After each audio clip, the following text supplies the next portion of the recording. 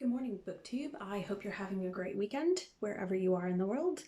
I just wanted to hop on and share with you some of the new nonfiction books that I've acquired, some of which I have started reading, some of which I will begin reading in the next couple of months, possibly next month. So without further ado, I'll share with you some of my Kindle reads first. These are all history, anthropology, archaeology related. The first of which is this, Waves Across the South by Sujit Shivasundaram.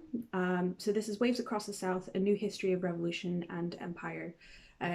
So this is a look at historical colonial events in the South Pacific, but really giving voice and agency to indigenous populations there, rather than attributing major key events or change when it comes to revolution and colonization to Europeans. So I'm quite interested to read this piece of revisionist history, see what this author has to say. There's a couple more on my Kindle as well, one of which I did start back in December, actually, Philip and Alexander by Adrian Goldsworthy. I don't read a lot of history from antiquity or the classics, so I am really enjoying this biography. I haven't finished it yet just because I've been away for quite some time in January, so I'm happy to get back into that as I am enjoying it. But anyways, the next two that I wanted to share with you, I am really excited for. The first of which I have actually started reading, and you can see my notes in it already. This is The Dawn of Everything, A New History of Humanity by David Graeber and David Wengrow, an anthropologist and an archaeologist respectively. I was actually a student of David Wengrow many years ago at University of College London, so I'm quite interested to see what he has to say about the topics within. So they're pretty much debunking, this is another piece of revisionist history, I suppose. They're pretty much debunking major themes in archaeology that developed in the 19th century related to social evolution. These themes are still somewhat pervasive today, even in the 21st century in archaeological and anthropological realms.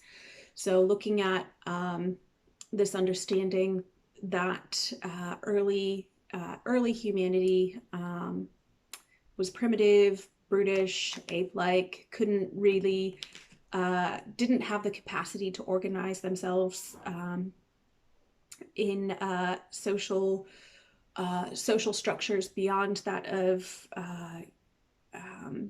mobile hunter-gatherers, and that they didn't have political consciousness or awareness. So this book really looks at that, debunking it, using a lot of ethnography from societies around the world. And I'm just really enjoying this because it is a critique of major theories in my field. So I can't wait to share with you what I have to say or my thoughts and opinions about this book. So anyways, the next one that I wanted to share with you is this, James C. Scott, Against the Grain, A Deep History of the Earliest States. Thank goodness it's not a new history of the earliest states like every other book seems to call itself, a new history. But anyways, I've never read anything by James C. Scott before. I'm not familiar with his work. I don't even know what his profession is. So I am intrigued to see what he has to say. It's a bit of a double entendre, this title, as I understand it to be. So this is a look at the emergence of the earliest state societies and agriculture. And I believe what he intends to do is provide his own particular spin or review mainly held widely held assumptions about the emergence of state society. So I think it's another piece of revisionist work, but we'll see what he has to say. And I look forward to sharing my thoughts and opinions with you as soon as I do finish this. Anyways, I do have some more pieces of history and nonfiction on my Kindle, and I suppose I'll just share some of that with you. The first of which is called The Usurper King by Marie Louise Bruce.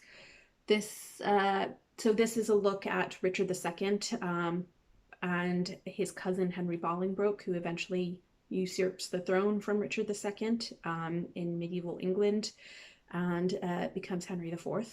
I love everything about the Plantagenet kings and queens of England. I could easily read anything and everything about them. So I probably won't read this next month. It'll probably be something for later in the year. I read a lot of medieval history last year, and I do want to get back into anthropology and archaeology. And it does take me quite a while to read pieces of nonfiction just because there's a lot to digest, to consider, and critically think about, as opposed to fiction, I suppose, which takes me half the time to read. And I do have pieces of nonfiction, fiction behind me that I do want to share with you, as you can see sort of in that pile there. And I can't wait to share that with you as well. But anyways, those are just some of the history, archaeology books that I am reading or intend to read, and I can't wait to share these with you, my thoughts and opinions. So anyways, if you have picked any of these up or any of these interest you, let me know in the comments below. But have a great week, BookTube. If you're in the northeast of the United States, I hope you're staying safe. And anyways, I'll speak to y'all later. Bye.